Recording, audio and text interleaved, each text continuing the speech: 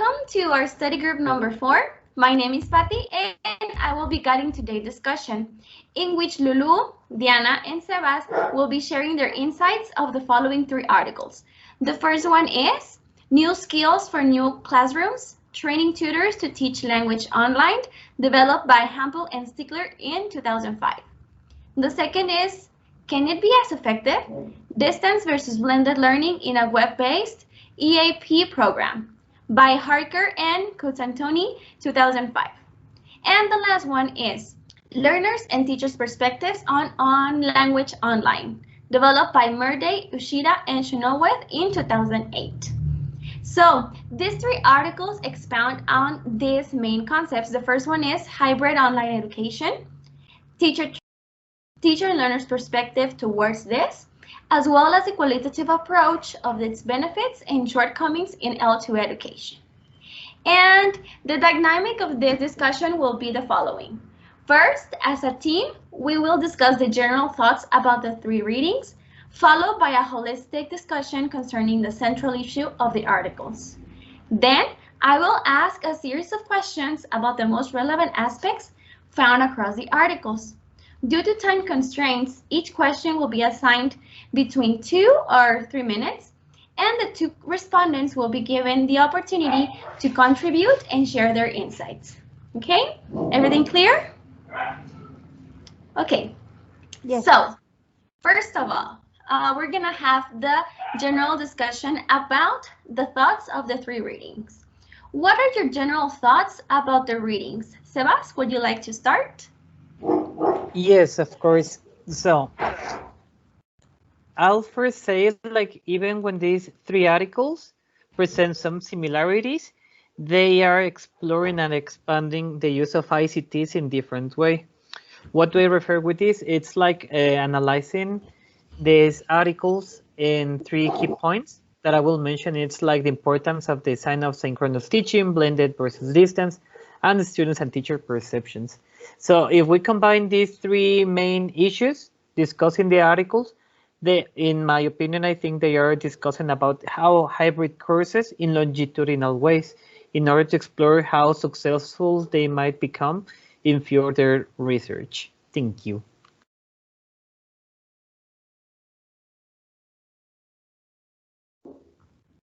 Yes, very good. Diana, would you like to add something? Remember, this is like a general discussion. Yes, Patty, thank you. Well, I would like to add some comments to Seba's argument. That is that the fact that even when the 3 articles share similarities, I think that each article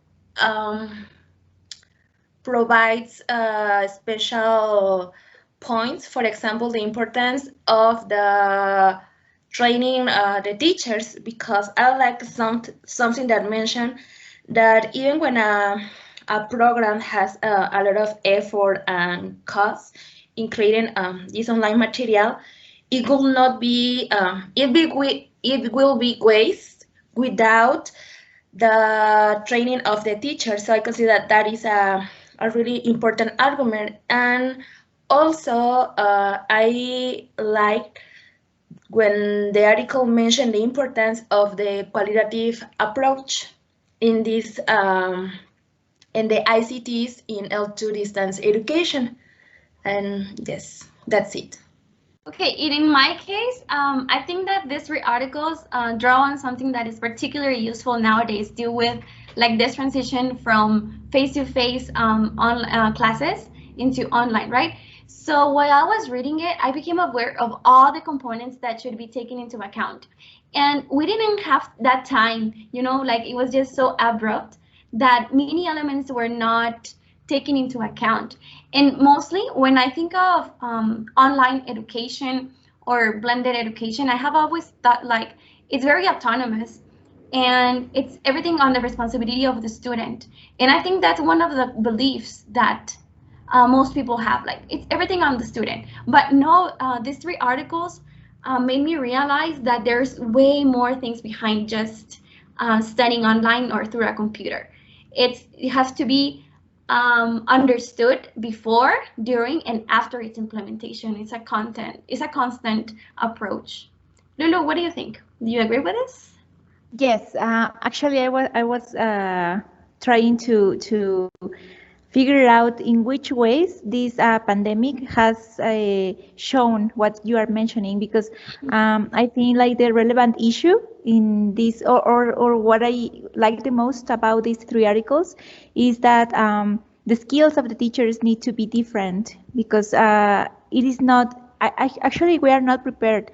And what happens then? We saturate, for example, homeworks, or we do not promote communication, or motivation is in existence. So I think nowadays it is important to look at more in depth to the skills that online teachers should have in order to promote effective learning. And also, I was thinking about how websites or programs designed to promote learning, and well, language education learning is to tackle when these resources are seen just like, as a bank of materials. For example, that will be one of the dangers of developing websites or other kinds of material in online learning. Yes, I agree with you in regards to this, because now we are experiencing it from, well, in my case as a student, but I think it would have been very difficult to face it as a teacher. And most of all, the three articles provided me this understanding that it's a collaborative process. It's not just teachers, it's not just students, it's not just the website. It's the three of them, how they work together and how they inform each other. Okay, very good. So now let's move on into the central issue of the articles. Diana, would you like to begin? Yes. Well, in general, as I mentioned before, they remark the importance of teacher training, because as you mentioned, it is not only the use of the ICTs in isolation, is also a complementation of the teacher training, and it's not it is not that the web or the app is well designed. It is also to acquire these skills, and I like the framework that proposed from the more general skills to the more personal skills, when the teacher need to develop their own learning, teaching, and also to be creative in this case. And I like also that they implement like what are the thoughts from teachers and students, how they see this hybrid education, and also learner distance, which are the differences. And I like it because by doing so you can realize what you can improve in each of them, because I don't consider that one is better than other. Probably you can complement depending on the objectives of the language course. So yeah, I think that's that. Okay, very good. Anyone else?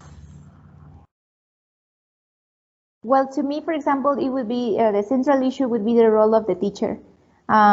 Because I think in previous articles, we just focus on the softwares or platforms or social media, but here they are focusing on how the teacher is like a key element in the success of distance learning or hybrid learning. So to me, that is, and I didn't think of this before, and for me, this was revealing.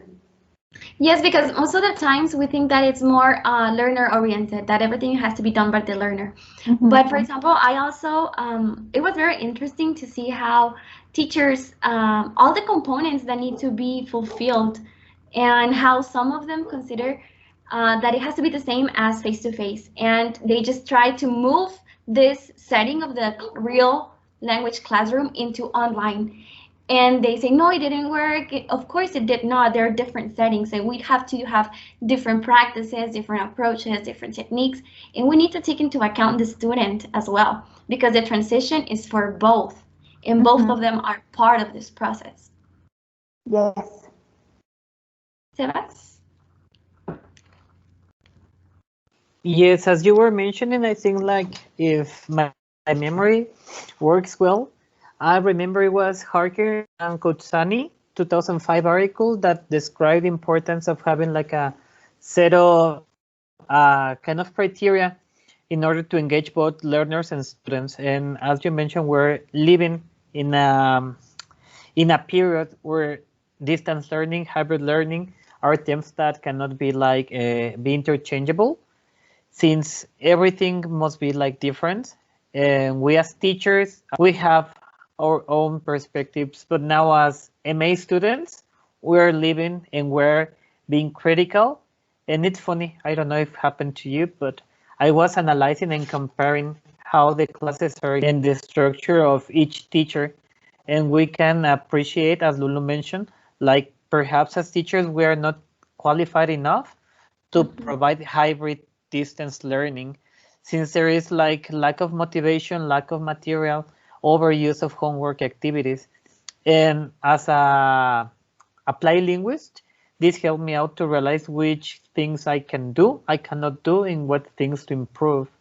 And well, that's it. That's important. Thank you. Yes, but I think that we have one point in our favor, that we experience this as a student. So it will be really interesting to see how we evolve as teachers in this modality, because I think we need to experience both sides. So maybe we can have this opportunity to be prepared prior to entering this online environment, and perhaps not many other teachers have it because it was just so abrupt.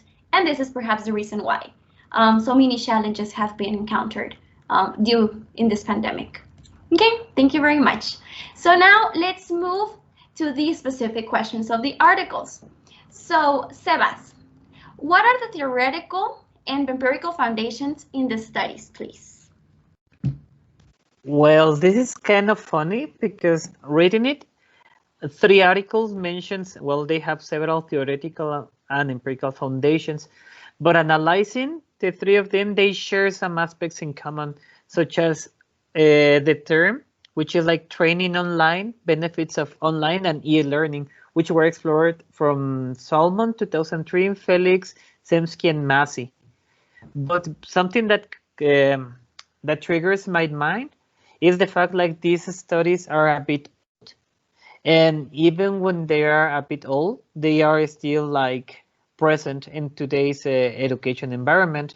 And another important thing that I would like to add, it's also like the important fact of interaction between the stakeholders in this process.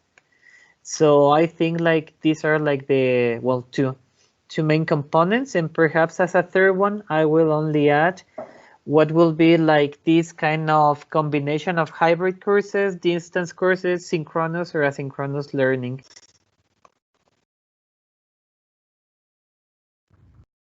Thank you very much, Sebas.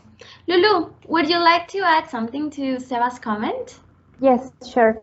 I also noted that the 3 articles acknowledge the weaknesses of distance learning, and I think it is very smart to do this in order to tackle specific elements. For example, the 3 of them mention the problems that distance learning may have in motivating students or developing autonomy, or also promoting communication.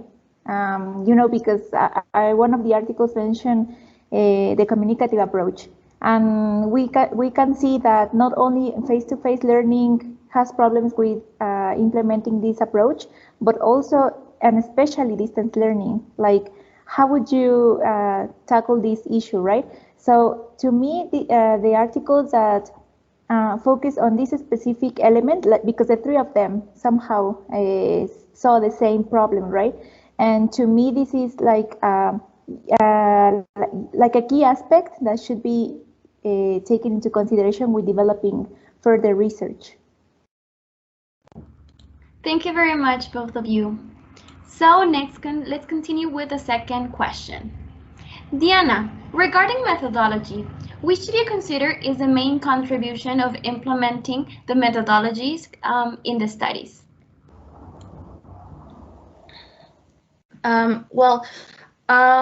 consider that in the first article, as I mentioned, I like that they consider the challenges that this way of education includes in the teachers. So I liked how they propose this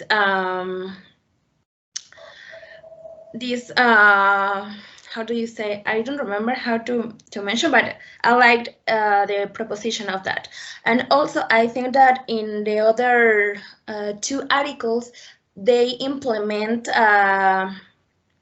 like a questionnaire regarding the students' needs. So on that way they could develop the material that they will use.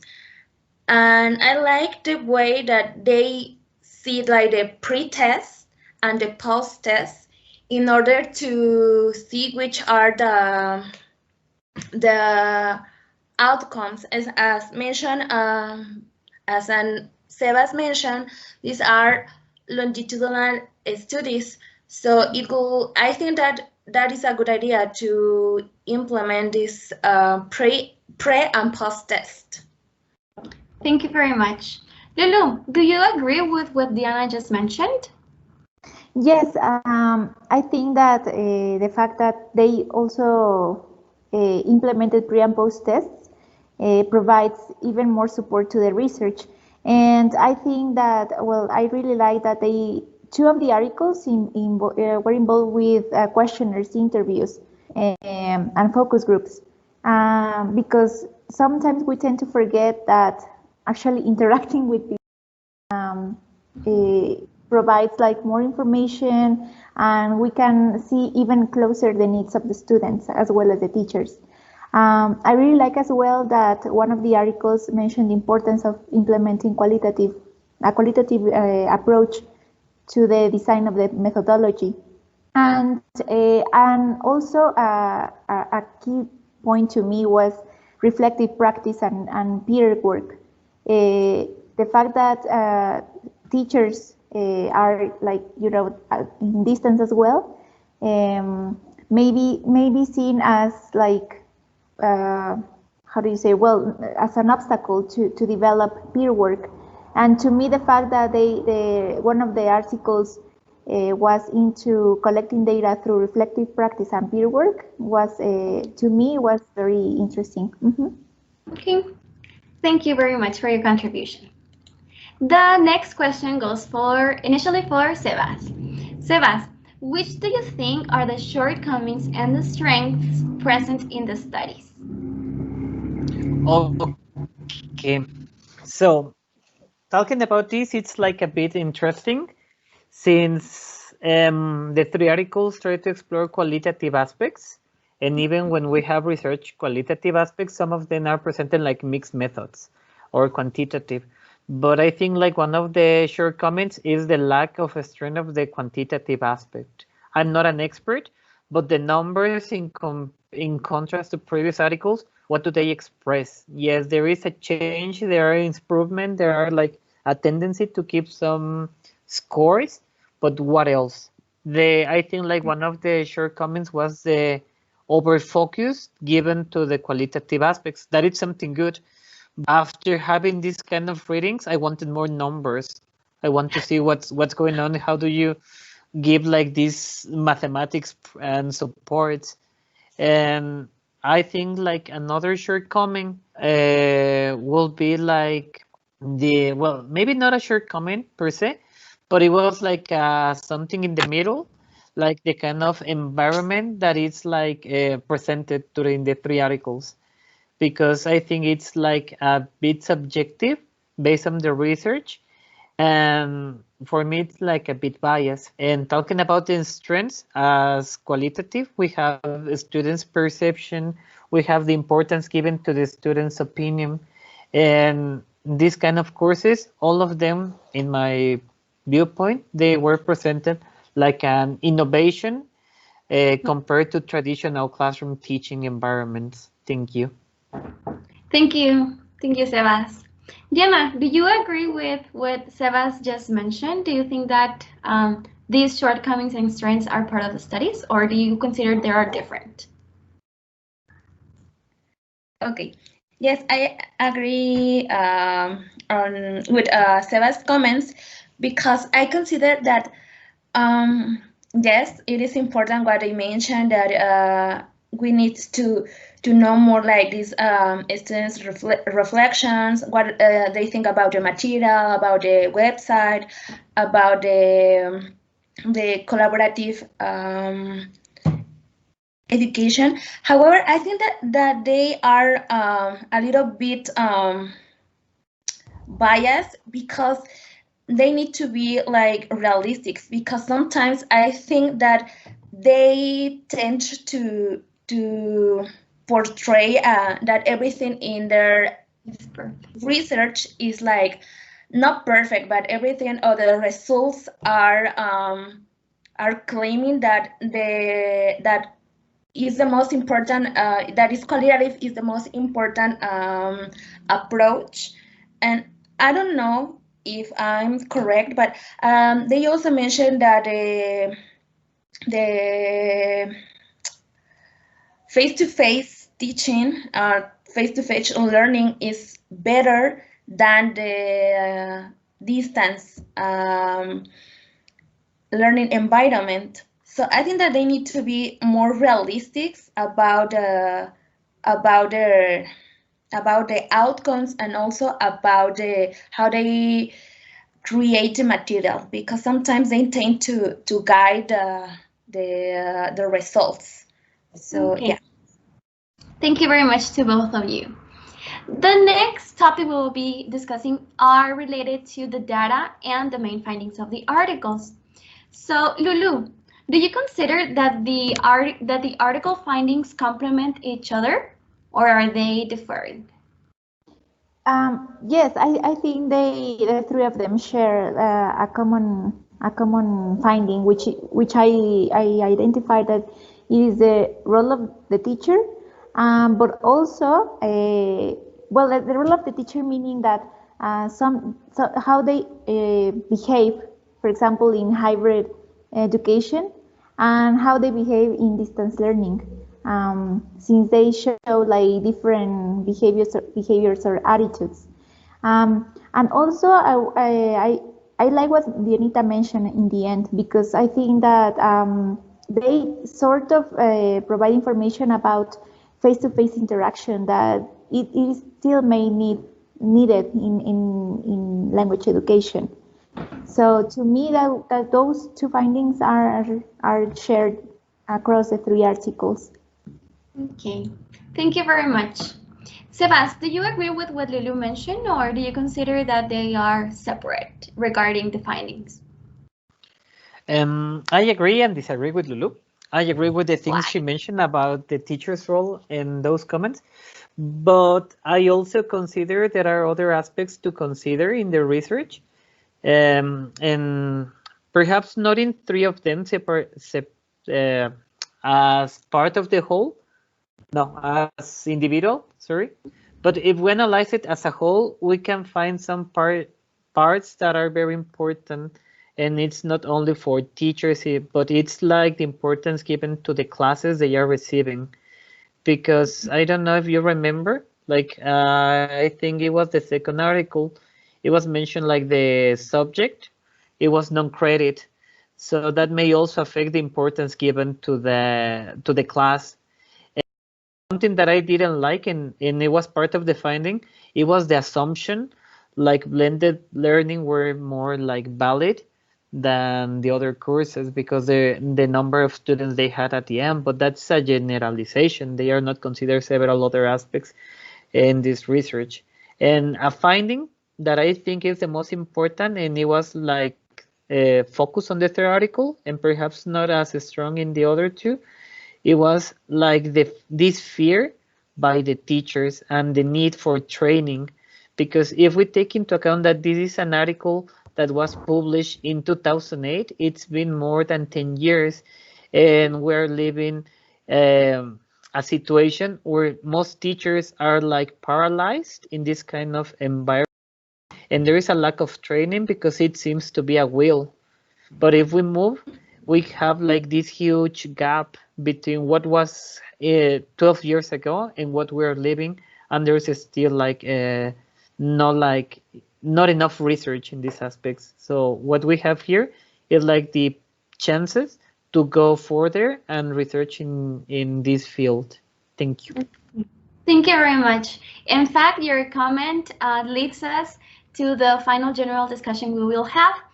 The question is, do you consider that the articles support and inform pedagogical decisions for the integration of ICTs in LTU education? And I would like to begin. For me, it was very shocking that that in the readings it was mentioned that this course was a non-credit course, which I think generally speaks of the situation of, for example, here in Mexico, English is like disregarded compared to other subjects. Like English is like this extra or this additive course, and that's not the problem per se, but the problem is that due to this belief, many of the students and even the teachers neglect it, like, it's just something extra. If they don't learn, there's nothing gonna happen. But the thing is, how does it affect the fact that we are not preparing teachers to become or to be more trained in this regard? Students sometimes may be accessing these courses because they consider it's gonna be like, yeah, I'm gonna do it on my own space and I'm gonna be working whenever I want, and don't realize that blended learning has the same responsibilities, the same, let's say, task as face-to-face. It's just a different setting. Do you agree with this, Diana? Or do you consider that they are just joining because it's like technology related? Well, unlike your comments, I will add that some of the students enroll in this type of programs because, as you mentioned, they think that they will be able to deal with this with the amount of homework. However, I consider that sometimes being in a distance education program requires more than just to accomplish with the homework. You need to be organized. You need to be structured because, for example, some of the students mentioned that they don't have time to do the task because they were not organized, that they need to do a lot of things besides the homework. So I consider that sometimes the online education requires more work than more work than in face-to-face spaces, because the students are more they need to be autonomous. I consider that the ICTs or all the applications of this kind of learning foster the autonomy and the collaborative learning on the students. So that's my contribution to the discussion. Okay, thank you. Lulu, would you like to continue? Yes, I would like to highlight a finding about in Murday's article, where it got my attention that actually there was no difference in proficiency achievement between blended and distance learning. But what does this tell us? I think that the emotional factor is what is lacking to improve probably the emotional part of the students' attitudes towards distance learning, for example, because I think that this to be in distance may decrease students' positive attitudes towards language education, and how these negative attitudes will affect in further education. So probably we do not need to focus only on that specific moment, but how this will impact in further courses or in further levels. So I think we should also be not only focusing on a specific time, but the impact like in later years. Yes, I totally agree with you. Sebas, what do you think? Which are the pedagogical contributions? Well, I think like the main contributions from this study is first of all to establish the basis for further hybrid learning environments, because we have the first article which provides us a solid validity in how to be critical, how to provide criteria to the way to work. And following with that, we have the second article, which consider aspects about the planning and design of blended or distance courses. And then we have the third one, which is a kind of a mix of both of them. And we have like the format and the use of these kind of courses. And another aspect that I consider it's very important, it's all the theoretical empirical foundations that they are explained before. Because even when we can have like a very short definition about what are the pedagogical implications, we have all this background that has been explored for more than, I don't know, 20, 30 years according to the literature. And I would like to mention two examples, pretty simple, which are the students' target and learning needs, which were research for Hutchinson and Waters in 1987. So imagine like they are the basis for nowadays e-education. So what's going to go to be next? So these are examples about like how the hybrid or distance learnings are not like better than the other, but they should be like declosed in different parts. Thank you.